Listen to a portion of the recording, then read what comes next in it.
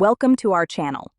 If you want to set up emergency contacts for your Xfinity account to ensure important people can be reached regarding your services, follow this quick guide to configure these settings. Step 1.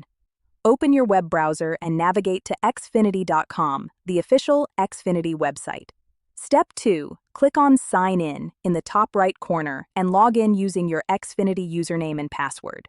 Step 3. Once logged in, click on your account name or profile icon to access your account settings.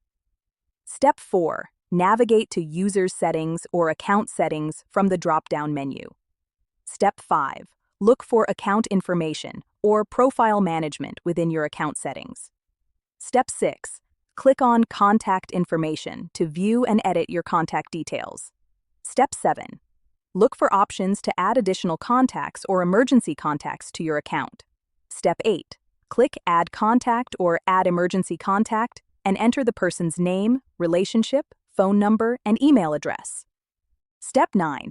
Specify what types of notifications this emergency contact should receive, such as service outages, billing issues, or account alerts. Step 10. Save your changes by clicking Save or Update at the bottom of the page. Step 11. Verify that the emergency contact has been successfully added by reviewing your contact list in Account Settings. Step 12.